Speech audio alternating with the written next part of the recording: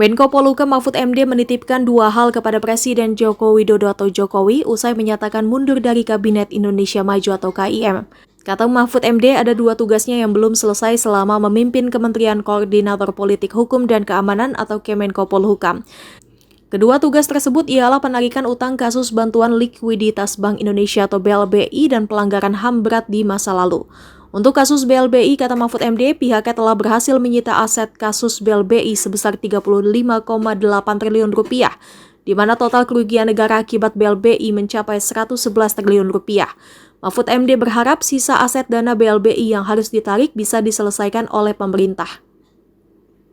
Kemudian tugas kedua yang belum diselesaikan Mahfud MD ialah penyelesaian pelanggaran HAM berat di masa lalu. Saat ini, kata Mahfud MD, pengusutan pelanggaran HAM berat di masa lalu dari segi korban masih terus berjalan sesuai dengan Inpres. Hal itu juga mendapatkan pujian resmi dari Dewan PBB Jenewa karena Indonesia mengambil langkah lebih dulu untuk mengakui pelanggaran HAM berat di masa lalu, di mana penyelesaian hukum pelanggaran HAM berat di masa lalu masih berjalan meskipun rumit. Semuanya berjalan baik, tapi ada 3 hal saya beri catatan yang perlu dilanjutkan karena ada Inpres dari Presiden sendiri, yaitu 1 tentang hutang BLBI. Saya katakan Bapak pernah memberi Inpres kepada kami untuk mulai menagih hutang tunggaan BLBI. Waktu itu jumlahnya 111 triliun, 110 triliun lebih, 111 triliun lah. Dalam 1,5 tahun kami bekerja, sekarang ini sudah terkumpul tagihan yang sudah ada di tangan kami sebesar 35,7 triliun.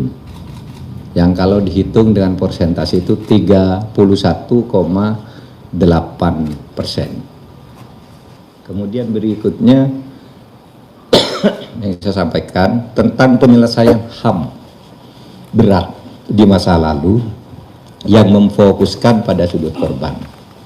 Saya katakan penyelesaian HAM, pelanggaran HAM berat masa lalu ada 12, itu secara hukum sangat sulit, itu biar hukumnya berjalan, nanti dibicarakan oleh pemerintah atau Kemenko Polhukam berikutnya. Tapi yang sudah diselesaikan oleh Kemenko Polhukam atas Inpres juga, yaitu penyelesaian di luar, penyelesaian non-yudisial, yaitu yang khusus untuk korbannya bukan pelakunya. Saya katakan Presiden, Perserikatan Bangsa-Bangsa kali ini, saya sudah belasan tahun tidak pernah memuji Indonesia, kali ini berpidato resmi menghargai pemerintah Indonesia yang telah melakukan langkah penyelesaian HAM dari sudut korban. Pelaku masih terus dicari, tapi korbannya disantuni lebih dulu. Itu resmi Dewan HAM PBB menyampaikan pidatonya, memberi penghargaan kepada Presiden Jokowi dari Republik Indonesia yang telah melangkah maju dalam penyelesaian HAM.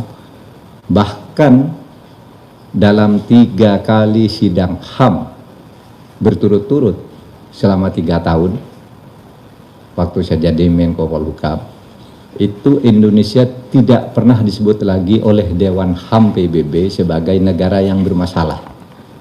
Lalu yang ketiga yang saya sampaikan Pak Presiden yang sekarang sedang berjalan adalah RUU Mahkamah Konstitusi yang atas inisiatif DPR mau direvisi lagi.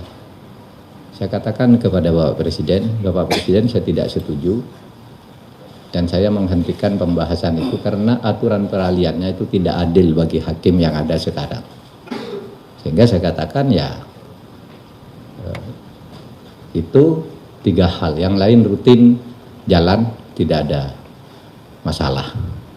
Nah itu saudara pertemuan saya dengan Presiden tadi, dan saya mengucapkan terima kasih kepada saudara para jurnalis, terutama di Kemenko Polhukam ini yang sangat rajin datang ke sini dan sangat membantu